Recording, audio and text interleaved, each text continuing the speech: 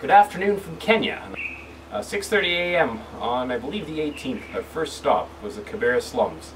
1.3 million people in 1 mile by 1 mile. And what a time we had there with Jackson and his kids, 630 of them, attending school in Kibera from grade 1 all the way to grade 8. And it was a great time to see those kids. Many of them have such powerful testimonies and have gone through so much hurt, but yet they still love the Lord. They're trusting Him, they're serving Him, and through that time we were able to provide them with one meal, the only meal that they receive every day, and we were able to serve them in that special way. And what a way to touch their hearts as well as ours. It was very powerful to give them their meal and to see some of them pour that meal into their backpacks. Yeah, you heard that right. They put it in their backpacks. It was corn, and that's the only way that they could get food to their families, some of them. And obviously the quantities weren't great, but even in the middle of all that, they sacrificed for their families in that way by taking that meal and giving it to them through transferring it in a backpack. So it's really challenged us to be generous and to help and to do whatever it is that we can.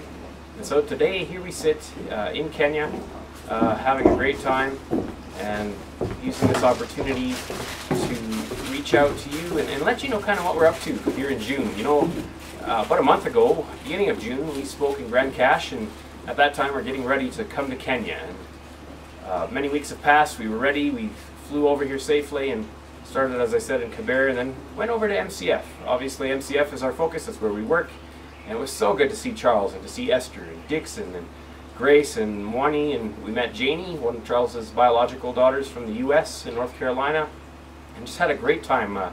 Lots of meetings, planning, strategic sessions, and then there was a real cool event. Bernie Potvin, who was with us from Ambrose University, Ross Weaver, and Bernie's daughter Claire had planned to run a marathon all the way from Delaney, MCF Delaney over to MCF Yada. And we had 72 people, 72 Kenyans participated and ran that race, as well as my mother-in-law and father-in-law, Waldy and Sharon Neufeld, participated in that race. And it was so neat to see everybody come together and be excited and to push forward and run in the heat. It was unbelievable. I think it was something like almost 30 degrees, and they persevered and ran that. And to our surprise, or maybe not, Emmanuel, one of MCF's students, is a marathon runner, and in fact finished the 3,000 meter recently and finished in 4th place.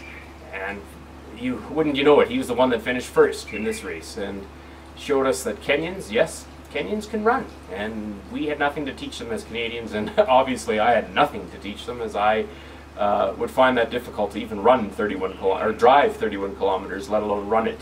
But we had a good time, and so it was neat to raise awareness for MCF. And part of that whole thing was the preparation for next year. Next June, dates will soon be released, but we will have a marathon race led by Bernie Potvin and Ross Weaver, all the way from Eldoret to Mombasa, which is all the way across Kenya.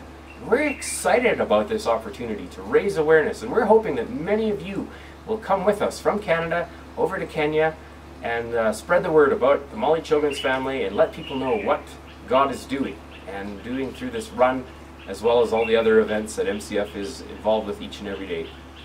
For myself, it was a great opportunity to see many of the kids that had been in Grande Prairie last December. As you know, they had the North American Safari, covered all the way from Ontario to Grande Prairie and down to Vancouver, and so many of those kids were there. It was good to see Lydia and Stella and Joseph and Benedict and Timothy, and you know, many of the kids, Francis, and many of the kids that it touched our lives in such an incredible way as they had spoke and sang and given us their testimonies. And now to see them working at MCF, doing their studies, even Lydia, she has a farm plantation. It's a small plot that she's planted a bunch of corn, and she's growing that. That's part of some of her studies and some of her tests and things that she's doing, and we saw her watering that, and it was just so much fun to be part of that. God really did bless us through that time. We were able to make much progress, a lot of progress actually, with some different strategic plans and things that we're going to be doing in the next year, one of them being the run. It was so good to see the way the Lord was working. And to see Charles again.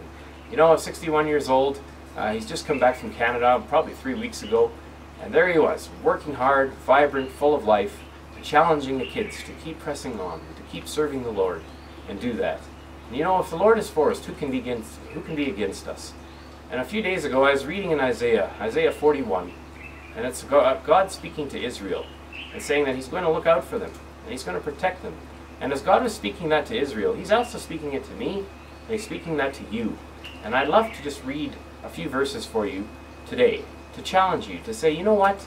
No matter how difficult life is, no matter what obstacles or circumstances you're facing, God's got your back. He's going to look after you. He's going to protect you. And even after 3 years of rain, I know you can't see it on the camera, but everything is green here now. And you'll see quite a few of the pictures. If you click on the link below, you can look at the pictures from our time here in Kenya. And you can see that the Lord has taken the Kenyans from the drought into the green grass, and the crops that are doing well, and the livestock that's vibrant again, the rivers that are flowing. There's hope, a lot of hope. And so I don't know where you're at today, but I'd just like to share this passage with you. Isaiah 41 starts in verse 9, and I'll take you all the way to verse 14. It says, I took you from the ends of the earth, from its farthest corners I called you. I said, you're my servant, I have chosen you, and I have not rejected you. So do not fear, for I am with you. Do not be dismayed, for I am your God. I will strengthen you, and I will help you. I will uphold you with my righteous right hand. All who rage against you will surely be ashamed and disgraced. Those who oppose you will be nothing, and they will perish.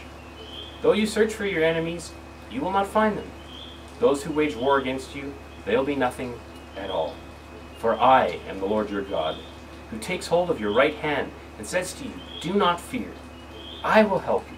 Do not be afraid, O worm of Jacob, O little Israel. For I myself will help you, declares the Lord, your Redeemer, the Holy One of Israel. Isaiah 41 verses 9 to 14 are powerful. They speak of the call, of the way the Lord is protecting Israel, the way He's going to eliminate and destroy the enemy, and the way He's going to take them through much adversity and hardships. And that's just what we're seeing here in Kenya. Oh, there's so much devastation yet. And as I'd mentioned at the beginning, seeing little kids pouring their cornmeal into their backpacks to take it home to their parents, with hope that that will keep them and that will help them through the circumstances that they're faced. You know, many challenges like that. But the Lord is powerful, and He is working. And even through the most difficult times and the biggest of hardships, He's sustaining and He's protecting. And it's interesting that He says, I will take your right hand, and I will hold you, and I will lead you through it. Whatever that it is in your life, God will take you through it. And so that's what our focus is this month. As we get ready to come back tomorrow, I'm so excited to see my family, to see Natasha and Jocelyn and Melanie, Trace and Tyson. Oh, I can't wait to see them. But during this time, it's been effective. It's been honoring to the Lord, and we have trusted Him. Our team has worked together so well. We've had 6 people, Waldine Sharon Neufeld, Bernie Potvin, Claire Potvin, Ross Weaver, and myself. And we have had such a great time being able to journal every day and read the Word, and just to see the way that the Lord has moved and worked. You know, He's alive.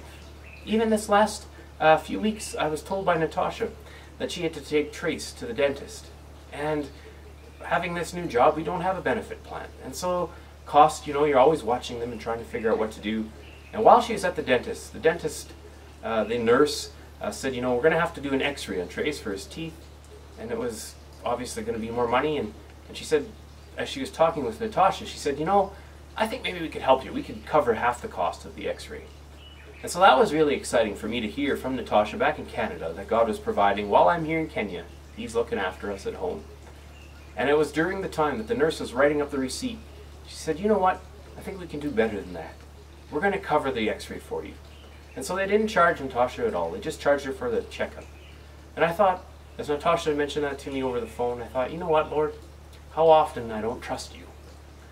And I want to take things in my own hands. And I want to make things happen. But the Lord's asking, Eldon, just be still, move forward in faith, and I've got your back. I'll look after you. And so, as I look around and I see all the greenery and the way that things were in Kenya before, when everything was brown and devastated, to see that there's new life and new hope, I just want to encourage you to keep trusting the Lord, keep persevering, and God will provide. You know, God bless. Thank you so much.